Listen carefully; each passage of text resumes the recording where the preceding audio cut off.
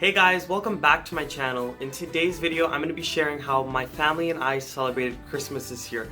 I wanted to wish you all a Merry Christmas and a happy holiday. I hope you guys enjoy your family, your friends, all of the ones you love. I hope you have some great food because that's what the holiday is all about besides family. And I hope you guys enjoy. I'm going to share some clips and some videos of some of the things that we made and some of my family members that were there at my aunt's house, and we had a great time. I really enjoyed myself, and I hope you did as well. Preparations for Christmas Eve started the night before. My grandmother and I steamed the goat meat that we would use to make her famous goat curry. Now, we steamed about 17 pounds of goat meat, but that was because we had a lot of people coming over. And it's always easier to steam your meat, especially if you're doing like a beef or a goat curry the night before. So this way, the day of, you don't have any hassle and it doesn't have to cook as long. On the morning of Christmas Eve, my grandmother and I were in the kitchen just getting started on everything that we would need for later in the day.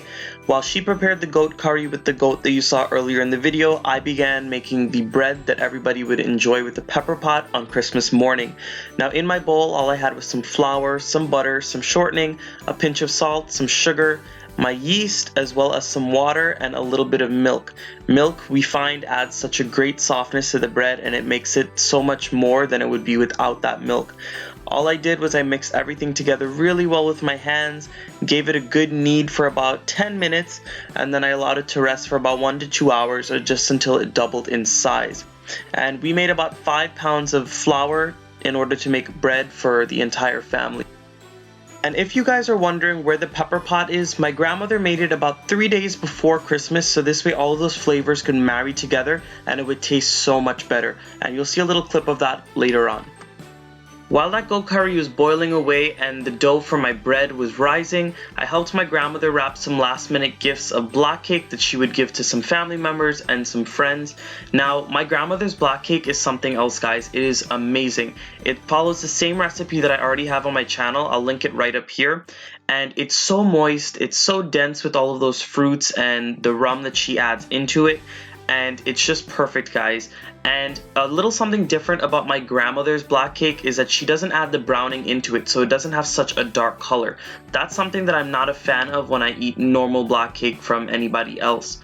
So she also calls it fruit cake because it doesn't have the browning, but you know, whatever name it goes by, it is so delicious. In the midst of all of that cooking and parceling off of different food items, I managed to enjoy a piece of my grandmother's sponge cake with a cup of tea. You guys, her sponge cake is so moist, it's so fluffy, and it's just amazing. I'll have the recipe linked up here as well. Once we finished parceling off that black cake, the goat curry was also done and the bread dough had doubled in size, so we started to form them into the shape of tennis rolls as well as flatbread. Now, for us in our family, when we talk about flatbread and tennis roll, it's really just the same dough that we use. I know there are variations in the West Indian bakeries, but that's just how we make it at home. And once you form it into your shapes, of course, you want to allow them to rest for about another 30 to 45 minutes, so this way they can rise a little more, and then they could be stuck in the oven at 350 degrees until they are golden brown. The next dish that we prepared is not something that's traditional in every single Guyanese household. It's just something that we grew up eating and that my grandmother makes every year, so it's become sort of a family tradition.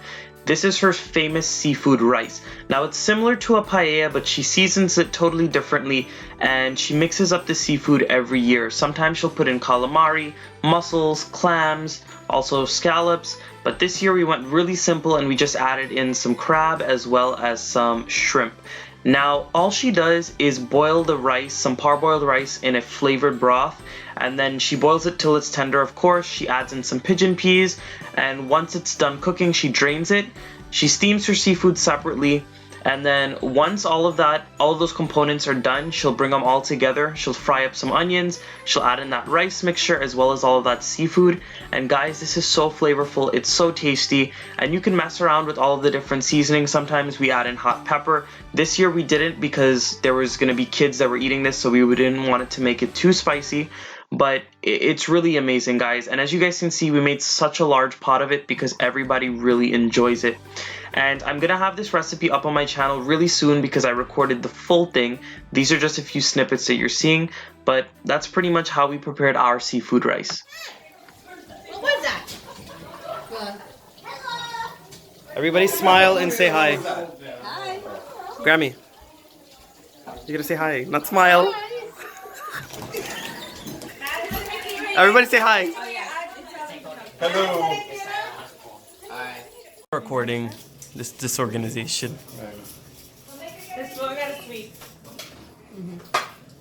Nope, I wanted to buy for Kanita for her birthday. For my birthday. You want to buy me a vacuum? What ass do I want a vacuum for? All right, she's here. Let's go. Come on. Come in. That's like buying your wife a washing machine for her birthday or Christmas. You saw it? Oh, that's a picture. Let's put it in the mixer. Take off the light behind the stove for a minute. What am I supposed to be doing? Just wait like that. Wait. How about he both out?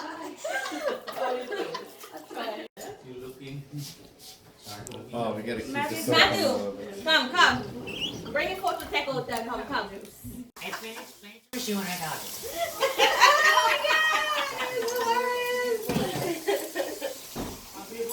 He was smart enough to come up with that one. He said you were the only dumb fool that came up with that answer. Who said that?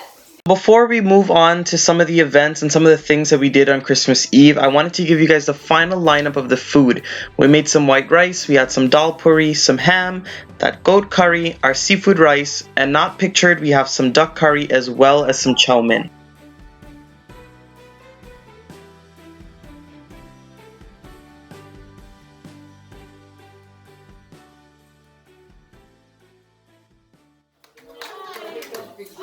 They're twinning. What's this?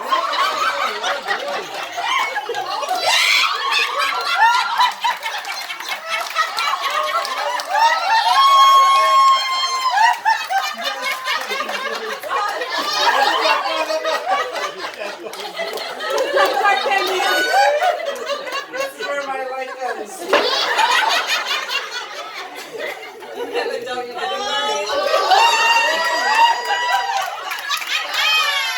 This was a collaboration between Anthony and myself. Okay. So the designer is Chitra. For next year, please book me in advance. I go really fast.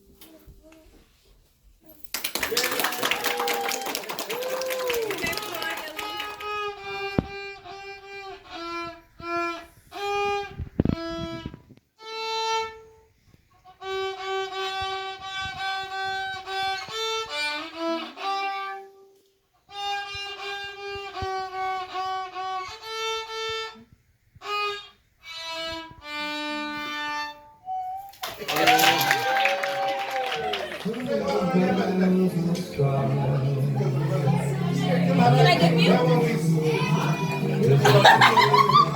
I didn't hear it. Hiya, girls. Hiya, girls. Hiya, girls. How are you?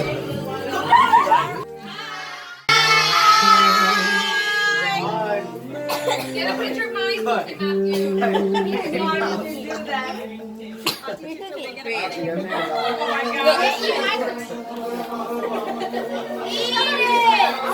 Yeah, get a picture of my cookies. Which ones did you decorate, Amelia? Which one's your favorite?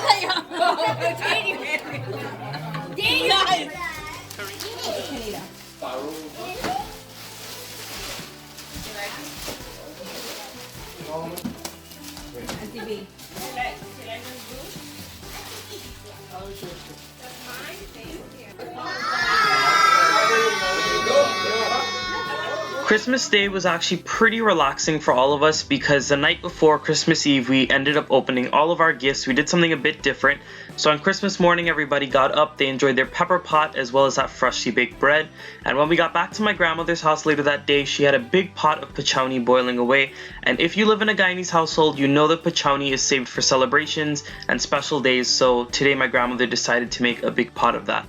On Christmas Day, we also visited my other grandparents, my dad's parents, and my grandmother cooked up a whole big feast as well. And what she made here was some big crab legs in a Thai curry, Thai coconut curry. She also made some of her famous shrimp fried rice, and that is honestly to die for, guys. I'll do a recipe very soon. And she made some Alfredo with some shrimp inside. And as you guys can see here, she's frying some fish. And you guys know fried fish is really good right out of the hot oil. And she also made some of her famous pylori, and she made something a little different. She actually made baigini, but instead of using eggplant, she had zucchini, which she used instead. Alright guys, that's all I have for you today. I hope you enjoyed getting to see how my family celebrates the holiday. I hope you guys had a very Merry Christmas, a happy holiday season, and I hope you guys are prepping for the New Year's. I want to thank you guys so much for watching this video. Go ahead and give it a nice big thumbs up. Subscribe to my channel if you're not subscribed yet, and make sure you leave your comments down below. Tell me how you celebrated this holiday season and what you guys would like me to make you next. I'll see you guys again in another one of my videos. Bye guys.